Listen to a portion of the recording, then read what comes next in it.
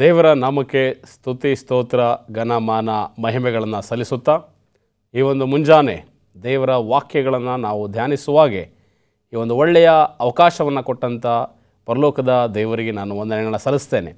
So ಈ ಒಂದು ಸಮಯದಲ್ಲಿ ಒಂದು ನೂತನ ಸಂಚಿಕೆಯೊಡನೆ ನೂತನ ವಿಷಯದೊಟ್ಟಿಗೆ ನಾವು ದೇವರ ಸಂದೇಶವನ್ನು ನಾವು ಕಲಿಯುವಾಗೆ ಕೂಡಿ ಬಂದಿರುವಂಥ ನಿಮ್ಮೆಲ್ಲರನ್ನು ಹಾಗೂ ಈ ಒಂದು ಹೋಪ್ ಚಾನಲ್ನ ಮೂಲಕ ಈ ದೇವರ ಸಂದೇಶಗಳನ್ನ ವೀಕ್ಷಣೆ ಮಾಡ್ತಾ ಇರುವಂಥ ನಿಮ್ಮೆಲ್ಲರನ್ನು ಯೇಸು ಕ್ರಿಸ್ತನ ನಾಮದಲ್ಲಿ ನಾನು ಸ್ವಾಗತಿಸುವನಾಗಿದ್ದೇನೆ. ದೇವರು ನಿಮ್ಮನ್ನು ಹೇರಳವಾಗಿ ಆಶೀರ್ವದಿಸಲಿ. ಸೊ ಈ ಒಂದು ಸಮಯದಲ್ಲಿ ನಾವು ದೇವರ ವಾಕ್ಯವನ್ನು ಅಭ್ಯಾಸ ಮಾಡುವಾಗೆ ತಲೆಗಳನ್ನು ಬಾಗಿಸಿ ಚಿಕ್ಕದಾಗಿ ನಾವು ಪ್ರಾರ್ಥನೆ ಮೂಲಕವಾಗಿ ನಾವು ಮುಂದುವರಿಯೋಣ. ಮಹೋನ್ನತನಾದಂಥ ಸ್ವರ್ಗೀಯ ತಂದೆ, ನಿನ್ನ ಪರಿಶುದ್ಧ ನಾಮಕ್ಕೆ ಘನಮಾನ ಸ್ತುತಿ ಸ್ತೋತ್ರಗಳನ್ನ ಸಲ್ಲಿಸ್ತೇವೆ ಸ್ವಾಮಿ. ಈ ಒಂದು ಹೋಪ್ ಚಾನಲ್ ಮೂಲಕ ದೇವರ ಸಂದೇಶವನ್ನು ವೀಕ್ಷಣೆ ಮಾಡ್ತಾ ಇರ್ತಕ್ಕಂಥ ಎಲ್ಲ ನಿನ್ನ ಪ್ರಿಯ ಮಕ್ಕಳನ್ನು ನಿನ್ನ ಹಸ್ತಕ್ಕೆ ಒಪ್ಪಿಸ್ಕೊಡ್ತೇನೆ. ಈ ಒಂದು ಸಂದೇಶಗಳನ್ನು ನಾವು ಕಲಿತು ನಿತ್ಯ ಜೀವದೆಡೆಗೆ ನಾವು ನಡೆಯುವಂತೆ ಬೇಕಾದಂಥ ಜ್ಞಾನ, ತಿಳುವಳಿಕೆ, ವಿವೇಕವನ್ನು ನಿನ್ನ ಪರಿಶುದ್ಧಾತ್ಮನ ಮೂಲಕ ದಯಪಾಲಿಸಿ ಎಂಬುದಾಗಿ ಯೇಸು ಕ್ರಿಸ್ತನ ಒಂದೇ ನಾಮದಲ್ಲಿ ಪ್ರಾರ್ಥಿಸಿ ಬೇಡಿಕೊಳ್ತೇನೆ ತಂದೆ, ಆಮೇನ್. ಈ ಒಂದು ದಿವಸ ನಾವು ಒಂದು ಹೊಸ ಸಂಚಿಕೆಯ ಮೂಲಕ ದೇವರ ವಾಕ್ಯವನ್ನು ನಾವು ಅಭ್ಯಾಸ ಮಾಡುವಾಗೆ ಈ ಒಂದು ಸಂದೇಶದ ಶಿರೋನಾಮೆ ಅಥವಾ ಶೀರ್ಷಿಕೆ ಈ ರೀತಿಯಾಗಿರುವಂಥದ್ದಾಗಿದೆ: ಇಸ್ರಾಯೇಲೇ, ನಿನ್ನ ದೇವರ ಬರುವಿಕೆಗೆ ನಿನ್ನನ್ನು ಸಿದ್ಧ ಮಾಡಿಕೋ. ಪ್ರಿಪೇರ್ ಟು ಮೀಟ್ ದೈ ಗಾಡ್, ಓ ಇಸ್ರಾಯೇಲ್. ಆಮೋಸನ ಪತ್ರಿಕೆ 4ನೇ ಅಧ್ಯಾಯ 12ನೇ ವಚನದಲ್ಲಿ ತಿಳಿಸುವ ಹಾಗೆ ಇಸ್ರಾಯೇಲರಿಗೆ ಆಮೋಸನು ಈ ಒಂದು ದೇವರ ಬರೋಣದ ಕುರಿತು, ಯೇಸು ಕ್ರಿಸ್ತನ ಎರಡನೆಯ ಬರೋಣದ ಬಗ್ಗೆ ಆತನು ತಿಳಿಸುವಂಥ ಸಂದರ್ಭದಲ್ಲಿ ಆತನ ಬರುವಿಕೆಗೆ ಯಾವ ರೀತಿಯಾಗಿ ನಾವು ಸಿದ್ಧರಾಗಬೇಕು, ಹಾಗೂ ಆತನ ಬರೋಣ ಎಂಬತಕ್ಕಂಥದ್ದು ಬಹಳ ಖಚಿತ. ಆ ಖಚಿತವಾದ ಬರೋಣಕ್ಕೆ ನಿನ್ನನ್ನು ನೀನು ಸಿದ್ಧ ಮಾಡಿಕೋ ಎಂಬುದಾಗಿ ಇಸ್ರಾಯೇಲರಿಗೆ ಆ ಒಂದು ವಚನದ ಮೂಲಕವಾಗಿ ಆತನ ಸಂದೇಶವನ್ನು ಕೊಡುವಂಥದ್ದು ನಾವು ನೋಡ್ತೇವೆ. ಇವತ್ತು ಕ್ರೈಸ್ತರಾಗಿ ನಾವು ದೇವರ ಬರುವಿಕೆಗೆ ನಮ್ಮನ್ನು ಸಿದ್ಧ ಮಾಡ್ಕೊಳ್ತಕ್ಕಂಥದ್ದು ಬಹಳ ಮುಖ್ಯವಾಗಿದೆ ಪ್ರಿಯರೇ. ಯಾಕಂತ ಹೇಳಿದರೆ ನಾವು ಲೋಕದಲ್ಲಿ ನೋಡ್ತೇವೆ ಅನೇಕ ವಿಚಾರಗಳಲ್ಲಿ ಅಥವಾ ಅನೇಕ ಕಾರ್ಯಕ್ರಮಗಳಿಗೆ ಅಥವಾ ಅನೇಕ ವಿಶೇಷ ದಿನಗಳಿಗೆ ನಮ್ಮನ್ನು ನಾವು ವಿಶೇಷವಾಗಿ ನಾವು ಸಿದ್ಧ ಮಾಡ್ಕೊಳ್ತೇವೆ. ಉದಾಹರಣೆಗೆ ನೀವು ಇವತ್ತು ಲೋಕದಲ್ಲಿ ನೋಡ್ಬೋದು, ಒಂದು ಬರ್ತ್ಡೇ ಅಂತ ಹೇಳುವಾಗ, ಒಂದು ಫಾದರ್ಸ್ ಡೇ, ಒಂದು ಮದರ್ಸ್ ಡೇ, ಒಂದು ವ್ಯಾಲೆಂಟೈನ್ಸ್ ಡೇ ಅಥವಾ ಒಂದು ಆ್ಯನಿವರ್ಸರಿ ಡೇ ಅಂತ ಹೇಳುವ ಒಂದು ಸಮಯದಲ್ಲಿ ನಾವು ಭಾಳಷ್ಟು ಸಿದ್ಧತೆಗಳನ್ನ ಮಾಡಿಕೊಂಡು ಆ ಒಂದು ದಿನಕ್ಕೋಸ್ಕರ ನಾವು ಕಾಯ್ಕೊಂಡು ಭಾಳಷ್ಟು ಪ್ರಿಪ್ರೇಷನ್ಗಳನ್ನ ನಾವು ಮಾಡಿಕೊಂಡು ಭಾಳಷ್ಟು ಯೋಜನೆಗಳನ್ನ ಹಾಕ್ಕೊಂಡು ಆ ದಿವಸವನ್ನು ನಾವು ಸೆಲೆಬ್ರೇಟ್ ಮಾಡಲಿಕ್ಕೆ, ಆ ಸಂಭ್ರಮವನ್ನು ಆಚರಣೆ ಮಾಡಲಿಕ್ಕೆ ನಾವು ಸಿದ್ಧರಾಗ್ತೇವೆ. ಆದರೆ ಯಾವತ್ತಾದರೂ ದೇವರ ಮಕ್ಕಳಾಗಿ ಆ ನ್ಯಾಯ ತೀರ್ಪಿನ ದಿನದ ಕುರಿತು ನೀವು ಆಲೋಚನೆ ಮಾಡಿದ್ದೀರಾ? ಜಡ್ಜ್ಮೆಂಟ್ ಡೇ, ಆ ಒಂದು ದಿವಸದ ಕುರಿತಾಗಿ ಯಾರಾದರೂ ಆಲೋಚನೆ ಮಾಡಿ ಆ ದಿನಕ್ಕೆ ಸಿದ್ಧರಾಗುವಂಥ ಕಾರ್ಯದಲ್ಲಿ ನೀವು ಭಾಗಿಗಳಾಗ್ತಾ ಇದ್ದೀರಾ? ನಾವು ದಯವಿಟ್ಟು ಈ ಒಂದು ವಿಷಯವನ್ನು ಭಾಳ ಗಂಭೀರವಾಗಿ ನಾವು ಪರಿಗಣಿಸಬೇಕಾಗಿದೆ. ಯಾಕಂತ ಹೇಳಿದರೆ ಈ ನ್ಯಾಯ ತೀರ್ಪಿನ ದಿನ ಯಾರು ದೇವರಿಗೋಸ್ಕರ ಸಿದ್ಧರಾಗಿ ದೇವರಿಗೆ ವಿಧೇಯರಾಗಿ ಜೀವಿಸ್ತಾರೋ ಅಂಥವರಿಗೆ ಭಾಳ ಸಂತೋಷಕರದ ದಿವಸವಾಗಿರ್ತದೆ. ಆದರೆ ಯಾರು ದೇವರಿಗೆ ವಿಧೇಯರಾಗಿ ಸಿದ್ಧತೆ ಇಲ್ಲದೆ ಜೀವಿಸೋದಿಲ್ವೋ ಅಂಥ ಜನರಿಗೆ ಈ ನ್ಯಾಯ ತೀರ್ಪಿನ ದಿನ ಭಾಳಷ್ಟು ದುಃಖಕರವಾದಂಥ ದಿನವಾಗಿರುತ್ತೆ ಪ್ರಿಯರೇ.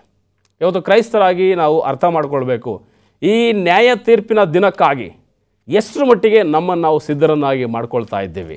ಆಮೋಸನ ಆ ಒಂದು ಪ್ರವಾದನೆಯ ಗ್ರಂಥದಲ್ಲಿ ಅವನು ತಿಳಿಸುವ ಪ್ರಕಾರ ಇಸ್ರಾಯೇಲೇ, ನಿನ್ನ ದೇವರ ಬರುವಿಕೆಗೆ ನಿನ್ನ ಸಿದ್ಧ ಮಾಡ್ಕೋ ಎಂಬುದಾಗಿ ಹೇಳುವಾಗ ನಿಜವಾಗಿಯೂ ಆ ದೇವರ ಬರುವಿಕೆಗೆ, ಆತನ ಬರೋಣಕ್ಕೆ ನಮ್ಮನ್ನು ನಾವು ಸಿದ್ಧ ಮಾಡ್ಕೊಳ್ತಾ ಇದ್ದೀವ? ಸೊ ಸಿದ್ಧ ಮಾಡ್ಕೊಳ್ತಾ ಇರೋದಾದರೆ ಯಾವ ರೀತಿಯಲ್ಲಿ ಸಿದ್ಧ ಮಾಡ್ಕೊಳ್ತಾ ಇದ್ದೀವಿ? ಒಂದು ವೇಳೆ ನಮ್ಮಲ್ಲಿ ಇನ್ನೂ ಸಿದ್ಧತೆ ಇಲ್ಲ, ನಾವು ಸಿದ್ಧರಾಗ್ತಾ ಇಲ್ಲ ಅಂತ ಹೇಳಿದರೆ ಆ ಒಂದು ದಿವಸಕ್ಕೆ ಹೇಗೆ ನಮ್ಮನ್ನು ನಾವು ಸಿದ್ಧ ಮಾಡಿಕೊಳ್ಬೇಕು? ಸೊ ಸ್ವಲ್ಪ ಸಮಯ ಈ ಒಂದು ಸಂದೇಶವನ್ನು ನಾವು ಕಲಿಯುವಾಗೆ, ಈ ಸಂದೇಶವನ್ನು ನೀವು ಸಂಪೂರ್ಣವಾಗಿ ವೀಕ್ಷಣೆ ಮಾಡೋದಾದರೆ ಯಾವ ರೀತಿ ದೇವರ ಆ ಒಂದು ದಿವಸಕ್ಕೆ, ಆ ನ್ಯಾಯ ತೀರ್ಪಿನ ದಿನಕ್ಕೆ ನಮ್ಮನ್ನು ನಾವು ಸಿದ್ಧರಾಗಬೇಕು, ಸಿದ್ಧ ಮಾಡ್ಕೊಳ್ಬೇಕೆಂಬತಕ್ಕಂಥ ವಿಚಾರವನ್ನು ನೀವು ಅರ್ಥ ಮಾಡ್ಕೊಳ್ತೀರಿ. ಹಾಗೂ ಆ ಒಂದು ವಿಚಾರವನ್ನು ನೀವು ಕೈಗೊಂಡು ನಡೆಯೋದಾದರೆ, ನಿಮ್ಮ ಜೀವಿತಕ್ಕೆ ಅಳವಡಿಸ್ಕೊಳ್ಳೋದಾದರೆ ಖಂಡಿತವಾಗಿ ದೇವರು ನಿಮ್ಮನ್ನು, ನಿಮ್ಮ ಕುಟುಂಬವನ್ನು, ನಿಮ್ಮ ಆಧ್ಯಾತ್ಮಿಕ ಜೀವಿತವನ್ನು ಹೇರಳವಾಗಿ ಆಶೀರ್ವದಿಸಲಿದ್ದಾನೆ ಪ್ರಿಯರೇ. ಇವತ್ತು ನಾವು ಈ ಒಂದು ದೈವಿಕ ವಾಕ್ಯಕ್ಕೆ ನಾವು ತೆರಳುವಾಗೆ ನಮ್ಮ ಸತ್ಯವೇದಗಳನ್ನು ಮತ್ತಾಯನ ಸುವಾರ್ತೆ 24 ಮತ್ತು 25ನೇ ಅಧ್ಯಾಯಕ್ಕೆ ನಾವು ತಿರುಗಿಸೋಣ. ಈ ಒಂದು ಮತ್ತಾಯನ ಸುವಾರ್ತೆ 24 ಮತ್ತು 25ನೇ ಅಧ್ಯಾಯ, ಈ ಎರಡು ಅಧ್ಯಾಯಗಳು ಅಂತ್ಯಕಾಲದಲ್ಲಿ ಈ ಭೂಮಿಯ ಮೇಲೆ ನಡೀತಕ್ಕಂಥ ಅನೇಕ ವಿಚಾರಗಳ ಬಗ್ಗೆ ಈ ಒಂದು ಪ್ರವಾದನೆಯ ಈ ಅಧ್ಯಾಯಗಳು ನಮಗೆ ತಿಳಿಸ್ಕೊಡ್ತದೆ. ನಾವು ನೋಡ್ತೇವೆ ಮತ್ತಾಯನ ಸುವಾರ್ತೆ 24ನೇ ಅಧ್ಯಾಯದಲ್ಲಿ ಸ್ವಾಮಿ ಆ ಒಂದು ಎಣ್ಣೆ ಮರಗಳ ಗುಡ್ಡದಲ್ಲಿ ಕೂತು ಯೆರೂಸಲೇಮಿನ ದೇವಾಲಯವನ್ನು ನೋಡುವಾಗ ಶಿಷ್ಯರುಗಳು ಸ್ವಾಮಿಯನ್ನು ಕೇಳುವಂಥವರಾಗಿದ್ದಾರೆ. ಅಂತ್ಯಕಾಲಕ್ಕೂ ನಿನ್ನ ಬರೋಣಕ್ಕೂ ಇರತಕ್ಕಂಥ ಗುರುತುಗಳು ಏನು, ಯಾವ ಕಾರ್ಯಗಳು ಅಂತ್ಯಕಾಲದಲ್ಲಿ ನಡೀಲಿಕ್ಕೆ ಹೋಗುತ್ತೆ ಎಂಬುದಾಗಿ ಕೇಳುವಾಗ ಸ್ವಾಮಿ ತನ್ನ ಶಿಷ್ಯರಿಗೆ ಅನೇಕ ವಿಚಾರಗಳನ್ನು ತಿಳಿಸ್ಕೊಡ್ತಾರೆ. ಸೊ ಅಂತ್ಯಕಾಲದಲ್ಲಿ ಯಾವ ರೀತಿ ಒಂದು ಸಂದರ್ಭ ಅಥವಾ ಪರಿಸ್ಥಿತಿ ಆಗ್ಲಿಕ್ಕೆ ಹೋಗುತ್ತೆ, ಎಂಥ ಘಟನೆಗಳು ನಡೀಲಿಕ್ಕೆ ಹೋಗುತ್ತೆ. ಸೊ ಯುದ್ಧಗಳಾಗುತ್ತೆ, ಬರಗಾಲಗಳುಂಟಾಗುತ್ತೆ, ಭೂಕಂಪಗಳಾಗುತ್ತೆ, ರಾಜ್ಯಕ್ಕೆ ರಾಜ್ಯಗಳು, ದೇಶಕ್ಕೆ ದೇಶಗಳು, ಜನಾಂಗಕ್ಕೆ ಜನಾಂಗಗಳು ವಿರೋಧವಾಗಿ ವರ್ತಿಸುವಂಥದ್ದನ್ನು ನೀವು ನೋಡ್ತೀರಿ. ಹಲವಾರು ರೀತಿಯ ಕಷ್ಟಗಳು, ಆ ಕಷ್ಟದ ದಿನಗಳು ಆ ಅಂತ್ಯದಲ್ಲಿ ನಡೆಯುವಂಥದ್ದಾಗಿದೆ. ಸೊ ಈ ರೀತಿ ಸ್ವಾಮಿ ಶಿಷ್ಯರಿಗೆ ಮಾಹಿತಿಯನ್ನು ಕೊಡುವಾಗ 24ನೇ ಅಧ್ಯಾಯವನ್ನು ನೀವು ಸಂಪೂರ್ಣವಾಗಿ ಓದೋದಾದರೆ ಸೊ ಆ ಒಂದು ಅಂತ್ಯ ದಿನಗಳ ಪರಿಸ್ಥಿತಿ, ಆ ಒಂದು ಕಠಿಣ ಕಾಲ ಯಾವ ರೀತಿಯಲ್ಲಿ ಇರಲಿದೆ ಎಂಬುದಾಗಿ ಸ್ವಾಮಿ ತಿಳಿಸ್ಕೊಡ್ತಾರೆ. ಅದೇ ರೀತಿ ನೀವು ಮತ್ತಾಯನ ಸುವಾರ್ತೆ 25ನೇ ಅಧ್ಯಾಯಕ್ಕೆ ನೀವು ಬರೋದಾದರೆ ಈ ಒಂದು ಅಧ್ಯಾಯದಲ್ಲಿ ಇಲ್ಲೂ ಸಹ ಕೆಲವು ಅಂತ್ಯಕಾಲಕ್ಕೆ ಸಂಬಂಧಿಸಿದ ಘಟನೆಗಳನ್ನ ನಾವು ಕಲಿತೇವೆ. ಆದರೆ ಈ ಒಂದು 25ನೇ ಅಧ್ಯಾಯದಲ್ಲಿ ಇನ್ನೊಂದು ಸ್ವಲ್ಪ ಆಳವಾಗಿ, ಸ್ವಲ್ಪ ವಿಶೇಷವಾಗಿ ಕೆಲವು ವಿಚಾರಗಳನ್ನು ನಾವು ಗಮನಿಸ್ತೇವೆ. ಏನಂತ ಹೇಳಿದರೆ ಈ 24ನೇ ಅಧ್ಯಾಯದಲ್ಲಿ ಜಗತ್ತಿನಲ್ಲಿ ನಡೀತಕ್ಕಂಥ ಘಟನೆಗಳು ಅಥವಾ ಸಭೆಯ ಹೊರಗೆ ನಡೀತಕ್ಕಂಥ ಘಟನೆಗಳನ್ನ ನಾವು ನೋಡ್ಬೋದು. ಆದರೆ 25ನೇ ಅಧ್ಯಾಯದಲ್ಲಿ ಸಭೆಯ ಒಳಗೆ ಅಥವಾ ವೈಯಕ್ತಿಕವಾಗಿ ಒಬ್ಬ ವ್ಯಕ್ತಿಯ ಜೀವಿತದಲ್ಲಿ ನಡೆಯುವಂಥ ಘಟನೆಗಳನ್ನ ಈ 25ನೇ ಅಧ್ಯಾಯದಲ್ಲಿ ನಾವು ನೋಡಲಿಕ್ಕೆ ಸಾಧ್ಯ ಪ್ರಿಯ. ಸೊ 25ನೇ ಅಧ್ಯಾಯದಲ್ಲಿ ಬಹಳ ಮುಖ್ಯವಾದಂಥ ಹಾಗೂ ನಮ್ಮೆಲ್ಲರಿಗೂ ಚಿರಪರಿಚಿತವಾಗಿರ್ತಕ್ಕಂಥ ಒಂದು ಚಿಕ್ಕ ಸಾಮ್ಯದ ಮೂಲಕವಾಗಿ ಸ್ವಾಮಿ ಒಂದು ಘಟನೆಯನ್ನು ತಿಳಿಸ್ಲಿಕ್ಕೆ ಹೋಗ್ತಾ ಇದ್ದಾರೆ. ಸೊ 25ನೇ ಅಧ್ಯಾಯ 1ರಿಂದ 13ನೇ ವಚನದವರೆಗೆ ನಾವು ಗಮನಿಸೋದಾದರೆ ಮದಲಿಂಗನನ್ನು ಎದುರುಗೊಳ್ಳೋದಕ್ಕೆ ಸಿದ್ಧ ಮಾಡಿಕೊಂಡಂಥ 10 ಕನ್ನಿಕೆಯರ ಒಂದು ಕಥೆಯನ್ನು ಈ ಅಧ್ಯಾಯದಲ್ಲಿ ನಾವು ನೋಡ್ತೇವೆ. ಸೊ ಆ ಮದಲಿಂಗನು ಬರುವಂಥ ಸಮಯದಲ್ಲಿ ಆ ಮದಲಿಂಗನನ್ನು ಎದುರುಗೊಳ್ಳೋದಕ್ಕೆ ಈ 10 ಕನ್ನಿಕೆಯರು ತಮ್ಮನ್ನು ತಾವು ಯಾವ ರೀತಿ ಸಿದ್ಧ ಮಾಡಿಕೊಂಡ್ರು, ಹಾಗೂ ಆ 10 ಕನ್ನಿಕೆಯರ ಪೈಕಿ ಎಷ್ಟು ಜನ ಕನ್ನಿಕೆಯರು ಬುದ್ಧಿವಂತರೆಂಬುದಾಗಿ ಎಣಿಸಲ್ಪಟ್ಟರು, ಹಾಗೂ ಎಷ್ಟು ಜನ ಕನ್ನಿಕೆಯರು ಬುದ್ಧಿ ಇಲ್ಲದ ಕನ್ನಿಕೆಯರು ಎಂಬುದಾಗಿ ಎಣಿಸಲ್ಪಟ್ಟರು ಎಂಬುದಾಗಿ ಈ ಅಧ್ಯಾಯದಲ್ಲಿ ನಾವು ನೋಡ್ತೇವೆ. ಸೊ ಈ ದಿವಸದ ಸಂದೇಶದ ಶೀರ್ಷಿಕೆ ಈ ರೀತಿಯಾಗಿ ಹೇಳುವಂಥದ್ದಾಗಿದೆ, ಚೂಸ್ ಟು ಬಿ ವೈಸ್. ಬುದ್ಧಿವಂತರಾಗಿರಲಿಕ್ಕೆ ಆಯ್ಕೆ ಮಾಡಿಕೊಳ್ಳ್ರಿ, ಅಥವಾ ಜ್ಞಾನವುಳ್ಳವರಾಗಿರುವಂತೆ ನಿಮ್ಮನ್ನು ನೀವು ಆರಿಸಿಕೊಳ್ಳ್ರಿ. Choose to be wise. ಇವತ್ತು ನಾವು ಈ ಅಧ್ಯಾಯದಲ್ಲಿರ್ತಕ್ಕಂಥ ಈ ಒಂದು ಚಿಕ್ಕ ಘಟನೆಯ ಮೂಲಕವಾಗಿ ದೇವರ ಸಂದೇಶವನ್ನು ನಾವು ಕಲಿಯುವಾಗ ಸೊ ಕೆಲವು ವಿಚಾರಗಳನ್ನು ನಾವು ಭಾಳ ಆಳವಾಗಿ ಅರ್ಥಗರ್ಭಿತವಾಗಿ ಇದನ್ನು ನಾವು ಅಧ್ಯಯನ ಮಾಡುವಂಥ ಸಮಯದಲ್ಲಿ ನೀವು ಗಮನಿಸ್ರಿ. ನಮ್ಮ ಸತ್ಯವೇದದಲ್ಲಿ ಮತ್ತಾಯನ ಸುವಾರ್ತೆ 25ನೇ ಅಧ್ಯಾಯ 1ನೇ ವಚನವನ್ನು ನಾವು ನೋಡೋಣ. ಆಗ ಪರಲೋಕ ರಾಜ್ಯವು ಆರತಿಗಳನ್ನು ತೆಗೆದುಕೊಂಡು ಮದಲಿಂಗನನ್ನು ಎದುರುಗೊಳ್ಳುವುದಕ್ಕೆ ಹೊರಟಂಥ 10 ಮಂದಿ ಕನ್ನಿಕೆಯರಿಗೆ ಹೋಲಿಕೆಯಾಗಿರುವುದು.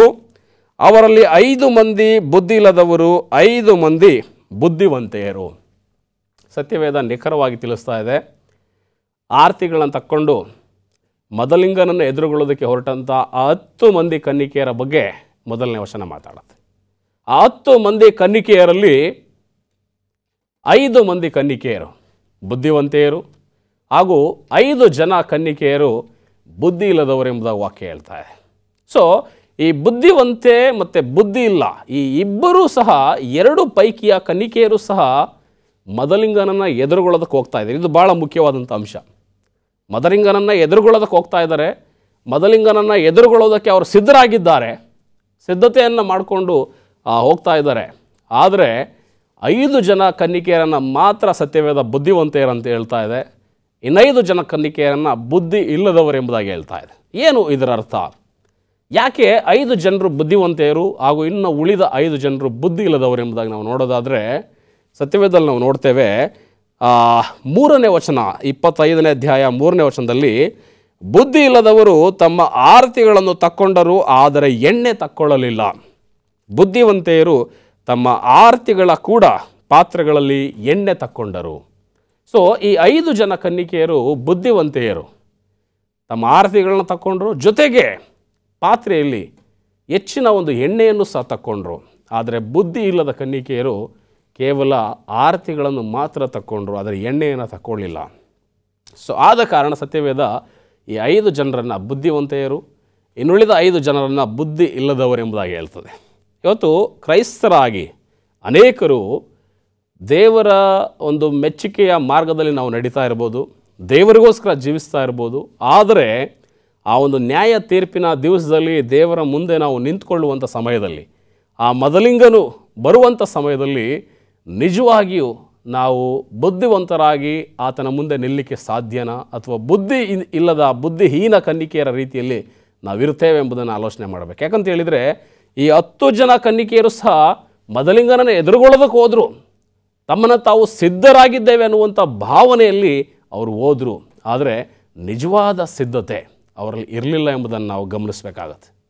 ಇವತ್ತು ಕ್ರೈಸ್ತರಾಗಿ ನಮ್ಮ ಜೀವನದಲ್ಲಿ ಸಹ ಅನೇಕರು ಯೇಸು ಸ್ವಾಮಿಯ 2ನೇ ಬರೋಣ, ಅಂತ್ಯಕಾಲ, ನ್ಯಾಯ ತೀರ್ಪು, ಜಗದ ಕಟ್ಟ ಕಡೆಯ ದಿವಸಗಳು, ಇನ್ನೇನು ನಾವು ಪರಲೋಕಕ್ಕೆ ಏರು ಹೋಗುವಂಥ ಈ ಕಟ್ಟ ಕಡೆಯ ಸಮಯದಲ್ಲಿ, ಯುಗದ ಸಮಾಪ್ತಿಯಲ್ಲಿ ನಾವು ಜೀವಿಸ್ತಾ ಇದ್ದೇವೆ ಎಂಬುದಾಗಿ ನಾವು ಪ್ರಸಂಗನ ಕೇಳುವಾಗ, ವಾಕ್ಯಗಳನ್ನ ಓದುವಾಗ, ಈ ವಿಚಾರಗಳನ್ನ ನಾವು ತಿಳ್ಕೊಳ್ಳುವಾಗ ಅನೇಕ ಬಾರಿ ನಾವು ನೆನೆಸ್ತೇವೆ, ನಾವು ಸಿದ್ಧರಾಗಿದ್ದೇವೆ, ನಾವು ದೇವರಿಗೋಸ್ಕರ ಜೀವಿಸ್ತಾ ಇದ್ದೇವೆ, ಪರಲೋಕಕ್ಕೆ ನಾವು ಹೋಗ್ತೇವೆ ಎಂಬತಕ್ಕಂಥ ಭಾವನೆಯಲ್ಲಿ ನಾವು ಇದ್ದೇವೆ ಹೊರತು ನಿಜವಾಗಿಯೂ ನಾವು ಸಿದ್ಧತೆಯನ್ನು ಮಾಡ್ಕೊಳ್ತಾ ಇದ್ದೀವ? ಅಥವಾ ಕೇವಲ ಆ ಬುದ್ಧಿ ಇಲ್ಲದ 5 ಕನ್ನಿಕೆಯರ ರೀತಿಯಲ್ಲಿ ನಮ್ಮ ಆರತಿಗಳನ್ನ ಮಾತ್ರ ನಾವು ತಕ್ಕೊಂಡು, ಹೌದು ನಾವು ಮದಲಿಂಗನನ್ನು ಎದುರುಗೊಳ್ಳೋದಕ್ಕೆ ಹೋಗ್ತಾ ಇದ್ದೇವೆ ಅಂತಕ್ಕಂಥದ್ದು ಭಾಳ ನಿಜ, ಆದರೆ ನಿಜವಾದ ಸಿದ್ಧತೆ ಅವರಲ್ಲಿರಲಿಲ್ಲ. ಇವತ್ತು ಅನೇಕರು ಇಂಥದೇ ಒಂದು ಭಾವನೆಯಲ್ಲಿ, ಇಂಥದೇ ಒಂದು ಮನೋಭಾವದಲ್ಲಿ ನಾವು ಜೀವಿಸ್ತಾ ಇದ್ದೇವೆ. ಯೇಸು ಸ್ವಾಮಿಗೋಸ್ಕರ ಜೀವನ ಮಾಡ್ತಾ ಇದ್ದೀವಿ, ಕ್ರೈಸ್ತರಾಗಿ ಜೀವನ ಮಾಡ್ತಾ ಇದ್ದೀವಿ, ಸಭೆಗೆ ಹೋಗ್ತಾ ಇದ್ದೀವಿ, ಆರಾಧನೆಯಲ್ಲಿ ಪಾಲ್ಗೊಳ್ತಾ ಇದ್ದೀವಿ, ಸಬ್ಬತ್ತನ್ನು ಕೈಗೊಂಡು ನಡೀತಾ ಇದ್ದೀವಿ, ಇಷ್ಟೆಲ್ಲ ಮಾಡ್ತಾ ಇದ್ದೀವಿ. ಆದರೆ ನಿಜವಾಗಿಯೂ ಕ್ರಿಸ್ತನ ಬರುವಿಕೆಗೆ ನಮ್ಮನ್ನು ನಾವು ಸಿದ್ಧ ಮಾಡ್ಕೊಳ್ತಾ ಇದ್ದೀವ? ಒಂದು ವೇಳೆ ನಾವು ಸಿದ್ಧ ಆಗದೇ ಇದ್ದರೆ, ಸಿದ್ಧ ಮಾಡ್ಕೊಳ್ಳದೇ ಇದ್ದರೆ ಯಾವ ರೀತಿ ನಾವು ಸಿದ್ಧರಾಗ್ತಕ್ಕಂಥದ್ದು, ಹೇಗೆ ನಮ್ಮನ್ನು ನಾವು ಸಿದ್ಧ ಮಾಡ್ಕೊಳ್ಬೇಕು ಅನ್ನುವಂಥದ್ದನ್ನು ಈ ಸಂದೇಶದಲ್ಲಿ ನಾವು ಕಲಿಯೋಣ. ಮುಂದೆ ನಾವು ನೋಡ್ತೇವೆ ನಮ್ಮ ಸತ್ಯವೇದದಲ್ಲಿ ಅದೇ ಮತ್ತಾಯನ ಸುವಾರ್ತೆ 24ನೇ ಅಧ್ಯಾಯ 4 ಮತ್ತು 5ನೇ ವಚನ ನಾವು ನೋಡೋದಾದರೆ, ಬುದ್ಧಿವಂತೆಯರು ತಮ್ಮ ಆರತಿಗಳ ಕೂಡ ಪಾತ್ರೆಗಳಲ್ಲಿ ಎಣ್ಣೆ ತಕ್ಕೊಂಡರು, ಮದಲಿಂಗನು ಬರುವುದಕ್ಕೆ ತಡ ಮಾಡಲು ಅವರೆಲ್ಲರೂ ತೂಕಡಿಸಿ ಮಲಗಿದರು. ಆದರೆ ಅರ್ಧರಾತ್ರಿಯಲ್ಲಿ ಇಗೋ ಮದಲಿಂಗನು ಅವನನ್ನು ಎದುರುಗೊಳ್ಳುವುದಕ್ಕೆ ಹೊರಡಿರಿ ಎಂಬ ಕೂಗಾಯಿತು. ಈ 5 ಜನ ಬುದ್ಧಿವಂತ ಕನ್ನಿಕೆಯರು ಎಣ್ಣೆಯನ್ನು ತಕ್ಕೊಂಡು ಸಿದ್ಧರಾಗಿ ಅವರು ಇದ್ದಂಥ ಸಮಯದಲ್ಲಿ ಮಧ್ಯರಾತ್ರಿಯಲ್ಲಿ ಆ ಮದಲಿಂಗನು ಬರುವುದು ತಡ ಆಯಿತು. ಆದರೆ ತಡವಾಗಿ ಬಂದಂಥ ಮದಲಿಂಗನು ಆ ಸಮಯದಲ್ಲಿ ಕೂಗಾಯಿತು ಎಂಬುದಾಗಿ ನೋಡ್ತೇವೆ. ಇಗೋ ಮದಲಿಂಗನು ಎಂಬುದಾಗಿ ಅವನನ್ನು ಎದುರುಗೊಳ್ಳುವುದಕ್ಕೆ ಹೊರಡ್ರಿ ಎಂಬುದಾಗಿ ಕೂಗಾದಂಥ ಸಂದರ್ಭದಲ್ಲಿ ಈ 5 ಜನ ಸಿದ್ಧ ಉಳ್ಳಂಥ ಕನ್ನಿಕೆಯರು ತಮ್ಮ ಆರತಿಗಳನ್ನು ಹಾಗೂ ಆ ಸಮಯ ತಡವಾದದ್ರಿಂದ ದೀಪಗಳು ಆರಿ ಹೋಗುವ ಆ ಸಂದರ್ಭದಲ್ಲಿ ಇದ್ದಂಥ ಹೆಚ್ಚಿನ ಎಣ್ಣೆಯನ್ನು ಅವರು ಉಪಯೋಗಿಸಿ ದೀಪಗಳನ್ನು ಬೆಳಗಿಸಿ ಮದಲಿಂಗನ ಜೊತೆಯಲ್ಲಿ ಹೊರಡ್ತಾರೆ. ಆದರೆ ಆ ಸಿದ್ಧತೆ ಇಲ್ಲದ ಅಥವಾ ಹೆಚ್ಚಿನ ಎಣ್ಣೆಯನ್ನು ತೆಗೆದುಕೊಂಡು ಬರದೇ ಇರತಕ್ಕಂಥ ಆ ಕನ್ನಿಕೆಯರು ಮದಲಿಂಗನು ತಡಮಾಡಿ ಬಂದ ಕಾರಣದಿಂದ ಅವರ ದೀಪಗಳು ಈಗಾಗಲೇ ಆರಿ ಹೋಗುವ ಒಂದು ಪರಿಸ್ಥಿತಿಯಲ್ಲಿ ಇತ್ತು ಎಂಬುದಾಗಿ ನಾವು ನೋಡ್ತೇವೆ. ಸೊ ಮೊದಲನೇದಾಗಿ ನಾವು ನಿಜವಾಗಿಯೂ ಸಿದ್ಧರಾಗಿದ್ದೇವೆ ಅನ್ನುವಂಥ ಭಾವನೆಯಲ್ಲಿ ನಾವು ಜೀವಿಸ್ತಾ ಇದ್ದೇವೆ. ಹಾಗೂ ಎರಡನೇದಾಗಿ ಎಣ್ಣೆ ಸಾಕಾಗಬಹುದೆನ್ನು ಎನ್ನುವಂಥ ಒಂದು ಭಾವನೆಯಲ್ಲಿ ನೋಡ್ತೇವೆ. ಅನೇಕರಲ್ಲಿ ಇವತ್ತು ಕ್ರೈಸ್ತಿಯ ಜೀವಿತದ ವಿಚಾರದಲ್ಲಿ ನಾವು ಕಲಿಯುವಾಗ ಈ ಒಂದು ಬುದ್ಧಿ ಇಲ್ಲದ ಕನ್ನಿಕೆಯ ರೀತಿಯಲ್ಲಿ ಯಾವ ರೀತಿ ಮೊದಲಿಂಗನು ನಾವು ಓದ ತಕ್ಷಣ ಬರ್ತಾನೆ, ಆತನ ಬಂದ ತಕ್ಷಣ ಆತನ ನಾವು ಎದುರುಗೊಳ್ತೇವೆ, ಆತನ ಜೊತೆಯಲ್ಲಿ ನಾವು ಆ ಒಂದು ಮದುವೆಯ ಸಂಭ್ರಮಕ್ಕೆ ಅಥವಾ ಮೊದಲಿಂಗನ ಜೊತೆಗೆ ನಾವು ಹೋಗ್ತೇವೆ ಅನ್ನುವಂಥ ಭಾವನೆಯಲ್ಲಿದ್ದರು. ಆದರೆ ಒಂದು ವೇಳೆ ಮೊದಲಿಂಗನು ತಡ ಮಾಡಿದರೆ ನಾವು ಏನು ಮಾಡಬೇಕು, ಯಾವ ರೀತಿ ನಾವು ನಮ್ಮ ದೀಪಗಳನ್ನು ಹೆಚ್ಚು ಕಾಲ ನಾವು ಉರಿಯೋ ರೀತಿಯಲ್ಲಿ ನಾವು ಅದನ್ನು ವ್ಯವಸ್ಥೆ ಮಾಡ್ಕೊಳ್ಬೇಕನ್ನುವಂಥದ್ದನ್ನು ಅವರು ಆಲೋಚನೆ ಮಾಡಿರಲಿಲ್ಲ. ಇವತ್ತು ಅನೇಕ ಬಾರಿ ಯೇಸುಸ್ವಾಮಿ ಬರ್ತಾರೆ, 2ನೇ ಸಾರಿ ಬರ್ತಾರೆ, ಅತಿ ಬೇಗನೆ ಬರ್ತಾರೆ, ನಮ್ಮನ್ನು ಕರ್ಕೊಂಡು ಹೋಗ್ತಾರೆ. ಸೊ ಇಷ್ಟೆಲ್ಲ ಭಾವನೆಗಳು ನಮ್ಮಲ್ಲಿದೆ. ಒಂದು ವೇಳೆ ಸ್ವಾಮಿ ತಡ ಮಾಡಿದರೆ ಆ ನಿಜವಾದಂಥ ತಾಳ್ಮೆ ನಮ್ಮಲ್ಲಿದೆಯಾ, ಆತನಿಗೋಸ್ಕರ ಕಾಯುವಂಥ ಆ ದೀರ್ಘ ಶಾಂತಿ ನಮ್ಮಲ್ಲಿದೆಯಾ? ನಾವು ಅರ್ಥ ಮಾಡ್ಕೊಳ್ಬೇಕು, ಮೊದಲನೇ ಶತಮಾನದಿಂದಲೂ ಸಹ ಯೇಸುಸ್ವಾಮಿ ಈ ಲೋಕದಲ್ಲಿ ಬಂದು ತನ್ನ ಸೇವೆಯನ್ನು ಆರಂಭಿಸಿ ತಾನು ಶಿಲುಬೆಯ ಮರಣವನ್ನು ಹೊಂದಿ ಮೃತ್ಯುಂಜಯನಾಗಿ 3ನೇ ದಿವಸದಲ್ಲಿ ಎದ್ದು ತಿರುಗಿ 40 ದಿವಸ ಶಿಷ್ಯರ ಜೊತೆಯಲ್ಲಿ ಆತನು ಇದ್ದು ಪರಲೋಕಕ್ಕೆ ಹೇರಿ ಹೋದ ನಂತರದ ದಿನದಿಂದ ಈ ಅಂತ್ಯಕಾಲದ ಸಂದೇಶ ಪ್ರಾರಂಭವಾಗಿದೆ. ಕಳೆದ 2000 ವರ್ಷಗಳಿಂದ ಯೇಸುಸ್ವಾಮಿಯ ಬರೋಣದ ಕುರಿತಾಗಿ ಇವತ್ತು ಜಗತ್ತು, ಆತನ ಶಿಷ್ಯರುಗಳು, ಆತನ ಸೇವಕರುಗಳು, ಅನೇಕ ಪ್ರವಾದಿಗಳು, ಅನೇಕ ಅಪೊಸ್ತಲರುಗಳು ಈ ಸ್ವಾಮಿಯ ಬರುವಿಕೆಯ ಸಂದೇಶವನ್ನು ಜಗತ್ತಿಗೆ ಸಾರ್ತಾ ಇದೆ. ಹೌದು, ಸ್ವಾಮಿ ಅತಿ ಬೇಗನೆ ಬರ್ತಾನೆ ಅಂತಕ್ಕಂಥ ಸಂದೇಶ ಮೊದಲನೇ ಶತಮಾನದಲ್ಲಿಯೇ ಅನೇಕ ಪತ್ರಿಕೆಗಳಲ್ಲಿ ಆ ಅಪೊಸ್ತಲರುಗಳು ನಮಗೆ ತಿಳಿಸುವಂಥದ್ದು ನೋಡ್ತೇವೆ. ಆತನು ಅತಿ ಬೇಗನೆ ಬರ್ತಾನೆ, ಆತನ ಬರುವಿಕೆಗೆ ನೀವು ಸಿದ್ಧರಾಗ್ರಿ. ಆದರೆ ನಿಜವಾಗಿ ಇವತ್ತು ಕ್ರೈಸ್ತರಾಗಿ ನಾವು ಆತನ ಬರುವಿಕೆ ಎಷ್ಟೋ ವರ್ಷಗಳ ಹಿಂದೆನೇ ಆಗಬೇಕಾಗಿತ್ತಲ್ವ, ಯಾಕೆ ಇನ್ನೂ ಆ ಬರೋಣ ಆಗ್ತಾ ಇಲ್ಲ ಎಂಬುದಾಗಿ ನಾವು ಅನೇಕ ಬಾರಿ ನಮಗೆ ಪ್ರಶ್ನೆಗಳು ಬರೋದುಂಟು. ಆ ಪ್ರಶ್ನೆ ಬರುವ ಆ ಸಮಯದಲ್ಲಿ ಅದೇ ರೀತಿಯ ಒಂದು ತಾಳ್ಮೆ ಅಥವಾ ದೀರ್ಘ ಶಾಂತಿ ನಮಗೆ ಭಾಳ ಮುಖ್ಯ. ಸೊ ಈ ಒಂದು ಕನ್ನಿಕೆಯರು ಬರ್ತಾನೆ ಅಂತಕ್ಕಂಥ ಮಾತನ್ನು ನಂಬಿ ಅವರು ಹೋದರೆ ಹೊರತು ಒಂದು ವೇಳೆ ತಡ ಮಾಡಿದರೆ ನಾನು ಹೇಗೆ ದೇವರಿಗೋಸ್ಕರ ಕಾಯ್ದುಕೊಂಡಿರಬೇಕು, ಆ ಎಣ್ಣೆಯನ್ನು ಹೇಗೆ ನಾವು ಇಟ್ಕೊಂಡು ಆತನಿಗೋಸ್ಕರ ಕಾಯಬೇಕು, ಹೆಚ್ಚಿನ ಎಣ್ಣೆಯೂ ಸಹ ನಾವು ಜೊತೆಗೆ ತೆಗೆದುಕೊಂಡು ಹೋಗ್ಬೇಕನ್ನುವಂಥ ಆ ಒಂದು ಆಲೋಚನೆಯಲ್ಲಿ ಅವರು ತಪ್ಪಿ ಹೋಗ್ತಾರೆ. ಇವತ್ತು ಕ್ರೈಸ್ತರಾಗಿ ನಾವು ಸಹ ಸ್ವಾಮಿ ನಮಗೂ ಸಹ ಹೇಳುವಂಥ ಮಾತು ನಮ್ಮ ಸತ್ಯವೇದವನ ಅಪೊಸ್ತಲರ ಕೃತ್ಯಗಳು 1ನೇ ಅಧ್ಯಾಯ 5ನೇ ವಚನಕ್ಕೆ ನಾವು ತಿರುಗಿಸೋದಾದರೆ, ಅಪೊಸ್ತಲರ ಕೃತ್ಯಗಳು 1ನೇ ಅಧ್ಯಾಯ 5ನೇ ವಚನ ಈ ರೀತಿಯಾಗಿ ಹೇಳ್ತದೆ, ಹೀಗಿರಲಾಗಿ ಆತನು ಅವರೊಂದಿಗೆ ಕೂಡಿದ್ದಾಗೆ ಅವರಿಗೆ, ಯೋಹಾನನಂತೂ ನೀರಿನಲ್ಲಿ ದೀಕ್ಷಾ ಸ್ನಾನ ಮಾಡಿಸಿದನು, ನಿಮಗಾದರೂ ಇನ್ನು ಸ್ವಲ್ಪ ದಿವಸಗಳೊಳಗಾಗಿ ಪವಿತ್ರಾತ್ಮದಲ್ಲಿ ಸ್ನಾನವಾಗುವುದು. ಆದ ಕಾರಣ ನೀವು ಯೆರೂಸಲೇಮನ್ನು ಬಿಟ್ಟು ಹೋಗದೆ ತಂದೆ ಮಾಡಿದಂಥ ನೀವು ನನ್ನಿಂದ ಕೇಳಿದಂಥ ವಾಗ್ದಾನಕ್ಕೆ ಕಾದುಕೊಂಡಿರಿ ಎಂದು ಅಪ್ಪಣೆ ಕೊಟ್ಟನು. ಇಲ್ಲಿ ವಚನ ಭಾಳ ಸ್ಪಷ್ಟವಾಗಿ ನಮಗೆ ಹೇಳ್ತಾ ಇದೆ. ಯೇಸುಸ್ವಾಮಿ ತನ್ನ ಶಿಷ್ಯರಿಗೆ ಹೇಳ್ತಾ ಇದ್ದಾನೆ, ಪವಿತ್ರಾತ್ಮನ ಸ್ನಾನ ಉಂಟಾಗುತ್ತೆ, ನೀವು ಕಾದುಕೊಂಡಿರಿ, ನೀವು ಚೆದರು ಹೋಗಬೇಡ್ರಿ, ನೀವೆಲ್ಲೂ ದೂರ ಹೊರಟೋಗ್ಬೇಡ್ರಿ, ಯೆರೂಸಲೇಮಿನಲ್ಲಿ ನೀವು ಕಾಯ್ಕೊಂಡಿರಿ, ಒಗ್ಗಟ್ಟಾಗಿ ನೀವು ಕಾಯ್ಕೊಂಡಿರಿ, ಏಕ ಮನಸ್ಸುಳ್ಳವರಾಗಿ ಕಾಯ್ಕೊಂಡಿರಿ, ಒಮ್ಮನಸ್ಸಿನಿಂದ ನೀವು ಎದುರು ನೋಡ್ರಿ ಎಂಬುದಾಗಿ ಯೇಸುಸ್ವಾಮಿ ಆ ಒಂದು ಮಾತನ್ನು ತನ್ನ ಶಿಷ್ಯರಿಗೆ ತಿಳಿಸುವಾಗ ನಾವು ನೋಡ್ತೇವೆ. ಮುಂದಿನ ಕೆಲವು ವಚನಗಳಲ್ಲಿ ಸುಮಾರು 120 ಮಂದಿ ಶಿಷ್ಯರುಗಳು, ಅಪೊಸ್ತಲರುಗಳು ಆ ಒಂದು ಮೇಲ್ಛಾವಣಿಯಲ್ಲಿ ಆ ಒಂದು ಪವಿತ್ರಾತ್ಮನ ಸ್ನಾನಕ್ಕಾಗಿ ಅವರು ಕಾಯ್ದುಕೊಂಡಿದ್ರು ಎಂಬುದಾಗಿ ನೋಡ್ತೇವೆ. ಪ್ರಿಯರೇ, ಇವತ್ತು ಕ್ರೈಸ್ತರಾಗಿ ನಮಗೂ ಸಹ ಈ ಒಂದು ದೀರ್ಘ ಶಾಂತಿ ಅಥವಾ ತಾಳ್ಮೆ ಅಂತಕ್ಕಂಥದ್ದು ಭಾಳ ಮುಖ್ಯ. ಈ 5 ಜನ ಬುದ್ಧಿ ಇಲ್ಲದ ಕನ್ನಿಕೆಯರು ಯೇಸುಸ್ವಾಮಿಯನ್ನು ಎದುರುಗೊಳ್ಬೇಕೆಂಬತಕ್ಕಂಥ ಮನೋಭಾವನೆ ತುಂಬ ಒಳ್ಳೆಯದು. ಆ ಒಂದು ಮನೋಭಾವನೆಯಲ್ಲಿ ಅವರು ಹೋದರು. ಆದರೆ ಒಂದು ವೇಳೆ ಆತನು ತಡ ಮಾಡಿದರೆ ಅದಕ್ಕೆ ಬೇಕಾದಂಥ ಎಣ್ಣೆ ನಮ್ಮ ಹತ್ರ ಇದೆಯೇ ಎಂಬುದಾಗಿ ಅವರು ಆಲೋಚನೆ ಮಾಡಲಿಲ್ಲ. ಇವತ್ತು ನಾವು ಈ ಯೇಸುಸ್ವಾಮಿಯ ಬರುವಿಕೆಗೆ ಕಾಯ್ತಾ ಇದ್ದೀವಿ. ಹೌದು, ಅನೇಕ ನಿರಾಶೆಗಳಾಗೋದುಂಟು, ಅನೇಕ ಕಷ್ಟಗಳಿಗೆ ನಾವು ಒಳಗಾಗೋದುಂಟು, ಅನೇಕ ಅಪಮಾನಗಳು ಅವಮಾನಗಳನ್ನು ನಾವು ಎದುರಿಸಬೇಕಾಗತ್ತೆ, ಸವಾಲುಗಳನ್ನು ನಾವು ಜಯಿಸಬೇಕಾಗುತ್ತೆ, ಶೋಧನೆಗಳನ್ನ ಜಯಿಸಿ ನಿಲ್ಲಬೇಕಾಗುತ್ತೆ. ಸೈತಾನನು ಸಾಕಷ್ಟು ರೀತಿಯಲ್ಲಿ ನಮ್ಮ ಮನಸ್ಸುಗಳಲ್ಲಿ, ನಮ್ಮ ಹೃದಯಗಳಲ್ಲಿ ಕಾರ್ಯ ಮಾಡ್ತಾನೆ. ಯೇಸುಸ್ವಾಮಿಯ ಬರೋಣದ ಮೇಲೆ ಅಪನಂಬಿಕೆ ಹುಟ್ಟಿಸುವಂಥ ಕೆಲಸಗಳು ನಡೀತದೆ. ಆದರೆ ಅಂಥ ಒಂದು ಸಂದರ್ಭದಲ್ಲಿ ನಿಜವಾಗಿ ಆ ತಾಳ್ಮೆ, ಆ ದೀರ್ಘ ಶಾಂತಿ, ಕ್ರಿಸ್ತನು ಬರ್ತಾನೆ ಅನ್ನುವಂಥ ಒಂದು ನಿರೀಕ್ಷೆ ನಮ್ಮ ಜೀವಿತದಲ್ಲಿ ಇದೆಯಾ? ಸೊ ಅದನ್ನು ನಾವು ಪ್ರಶ್ನೆ ಮಾಡಿಕೊಂಡು ನಾವು ಮುಂದೆ ಹೋಗಬೇಕಾಗತ್ತೆ. ಮತ್ತು ಮುಂದೆ ಅದೇ ಮತ್ತಾಯನ ಸುವಾರ್ತೆ 25ನೇ ಅಧ್ಯಾಯ ಇನ್ನೊಂದು ವಚನದಲ್ಲಿ ನಾವು ನೋಡ್ತೇವೆ. 25ನೇ ಅಧ್ಯಾಯ 3ನೇ ವಚನವನ್ನು ನೀವು ನೋಡ್ರಿ. ಬುದ್ಧಿ ಇಲ್ಲದವರು ತಮ್ಮ ಆರತಿಗಳನ್ನು ತಗೊಂಡರು, ಆದರೆ ಎಣ್ಣೆಯನ್ನು ತಕ್ಕೊಳ್ಳಿಲ್ಲ. ಬುದ್ಧಿವಂತೆಯರು ತಮ್ಮ ಆರತಿಗಳ ಕೂಡ ಪಾತ್ರೆಯಲ್ಲಿ ಎಣ್ಣೆಯನ್ನು ತಕ್ಕೊಂಡ್ರು.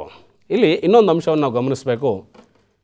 ಅವರ ಕೊರತೆ ಅವರಿಗೆ ಗೊತ್ತಿದ್ರೂ ಸಹ ಒಂದು ಅಜಾಗರೂಕತೆಯ ಮನೋಭಾವ ಎಂಬುದಾಗಿ ನೋಡ್ತೇವೆ. ಸೊ ಅವರಿಗೆ ಗೊತ್ತಿದೆ, ಮೊದಲಿಂಗನು ಬರ್ತಾನೆ, ಆತನ ಎದುರುಗೊಳ್ಳೋದಕ್ಕೆ ಹೋಗ್ತಾ ಇದ್ದೀವಿ, ಆರತಿಗಳನ್ನ ತಗೊಂಡು ಹೋಗ್ತಾ ಇದ್ದೀವಿ, ಆರತಿಗಳಿಗೆ ಎಣ್ಣೆಗಳು ಬೇಕು.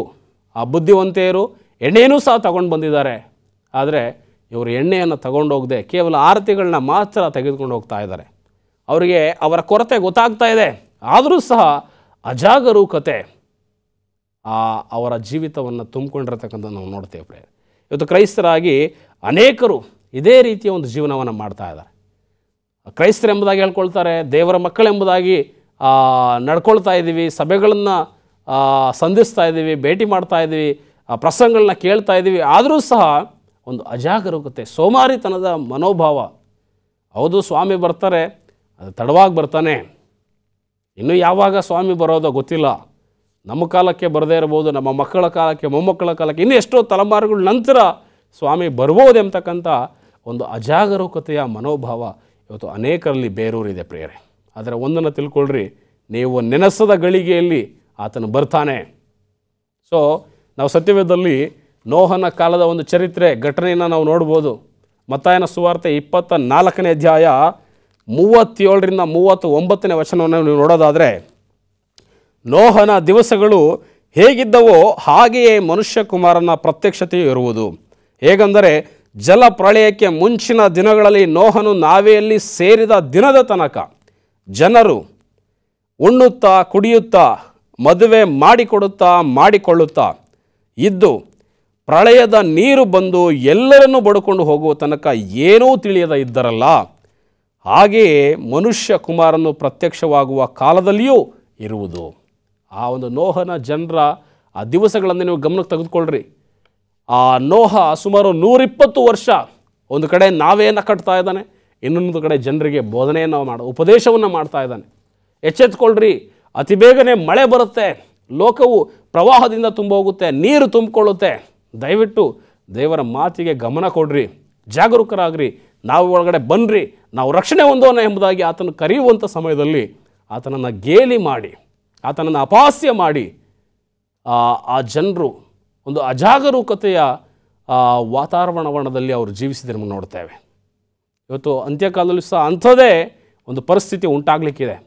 ಈ ಕನ್ನಿಕೆಯರಿಗೆ ಗೊತ್ತಾಗ್ತಾ ಇದೆ, ಈ ಲೋಕ ಅಂತ್ಯ ಆಗಲಿಕ್ಕೆ ಹೋಗುತ್ತೆ, ಮೊದಲಿಂಗನು ಬರ್ತಾನೆ, ಮೊದಲಿಂಗನ ನಾವು ಎದುರುಗೊಳ್ಬೇಕಾಗಿದೆ, ನಾವು ಎಣ್ಣೆಯನ್ನು ತಗೊಳ್ಬೇಕು, ಹೆಚ್ಚಿನ ಎಣ್ಣೆ ಬೇಕು. ಆದರೆ ಅಜಾಗರೂಕರಾಗಿ ಅವರು ಜೀವಿಸ್ತಾ ಇರೋಕ್ಕಂತ ನಾವು ನೋಡ್ತೇವೆ ಪ್ರಿಯರೇ. ಇವತ್ತು ನಮ್ಮ ಒಂದು ಜೀವಿತದಲ್ಲಿ ಇಂಥ ಒಂದು ಅಜಾಗರೂಕತೆಗೆ ನಾವು ಅವಕಾಶವನ್ನು ಕೊಡದೆ, ಜಾಗವನ್ನು ಕೊಡದೆ, ನೋಹನ ದಿವಸಗಳ ಜನರ ರೀತಿಯಲ್ಲಿ ನಾವು ಜೀವಿಸದೆ, ನಾವು ದೃಢವಾದ ನಂಬಿಕೆಯುಳ್ಳವರಾಗಿ ಆತನ ಬರುವಿಕೆಗೆ ತಾಳ್ಮೆಯಿಂದ ದೀರ್ಘ ಶಾಂತಿಯಿಂದ ಕಾಯುವಂಥ ಜನರಾಗಿ ನಾವು ಜೀವಿಸಬೇಕಾಗಿದೆ. ಆ ಒಂದು ಬರೋಣ ಯಾವಾಗ ಉಂಟಾಗ್ತದೆ ಎಂಬುದು ನಮಗೆ ಗೊತ್ತಿಲ್ಲ. ಯಾಕಂದರೆ ಕಳ್ಳನು ಬರುವ ರೀತಿಯಲ್ಲಿ ನಾನು ಬರ್ತೇನೆ ಎಂಬುದಾಗಿ ಸ್ವಾಮಿ ಹೇಳಿದ್ದಾನೆ. ಅತಿ ಬೇಗನೆ ಬರಲಿಕ್ಕೆ ಹೋಗ್ತಾನೆ, ನೆನೆಸದ ಗಳಿಗೆಯಲ್ಲಿ ಆತನು ಬರ್ತಾನೆ. ಸಿದ್ಧವಾಗಿರ್ತಕ್ಕಂಥ ಆಳಿಗೆ ನೆನೆಸದ ಗಳಿಗೆಯಲ್ಲಿ ಬಂದಂಥ ಯಜಮಾನನು ಯಾವ ರೀತಿ ಬಲ ನಂಬಿಗಸ್ತನಾದ ಒಳ್ಳೆಯ ಆಳು ನೀನೆಂಬುದಾಗಿ, ದಣಿಯ ಸುಖದಲ್ಲಿ ನೀನು ಸೇರು ಎಂಬುದಾಗಿ ಹೇಳುವ ಪ್ರಕಾರ ಇವತ್ತು ನಾವು ದೇವರಿಗೆ ವಿಧೇಯರಾಗಿ ನಡೆಯೋದಾದರೆ, ಆತನ ಬರುವಿಕೆಗೆ ತಾಳ್ಮೆಯಿಂದ ದೀರ್ಘ ಶಾಂತಿಯಿಂದ ಸಿದ್ಧತೆಯಿಂದ ನಾವು ಕಾಯ್ಕೊಂಡಿರೋದಾದರೆ, ನಮಗೂ ಸಹ ದೇವರು ಬಲ ನಂಬಿಗಸ್ತನಾದ ಒಳ್ಳೆಯ ಆಳು ಎಂಬುದಾಗಿ ದೇವರು ನಮ್ಮನ್ನು ಪ್ರಶಂಸಿಸುವನಾಗಿದ್ದಾನೆ ಪ್ರಿಯರೇ. ಆದ್ದರಿಂದ ನಾವು ನಿರ್ಧಾರವನ್ನು ಮಾಡಬೇಕಾಗಿದೆ. ಯಾವ ರೀತಿಯಲ್ಲಿ ನಾನು ದೇವರಿಗೆ ಸಿದ್ಧನಾಗಿ ಜೀವಿಸ್ತೇನೆ, ಯಾವ ರೀತಿ ನನ್ನ ಜೀವಿತವನ್ನು ದೇವರಿಗೆ ಒಪ್ಪಿಸ್ಕೊಡ್ತೇನೆ ಎಂಬುದಾಗಿ ಆಲೋಚನೆ ಮಾಡಿ ನಾವು ಕರ್ತನಿಗಾಗಿ ಜೀವಿಸೋಣ ಎಂಬುದಾಗಿ ಹೇಳ್ತಾ ಒಂದು ವಾಕ್ಯವನ್ನು ಮುಗಿಸ್ತೇನೆ. ದೇವರು ನಿಮ್ಮನ್ನು ಆಶೀರ್ವದಿಸಲಿ. ಆಮೆನ್.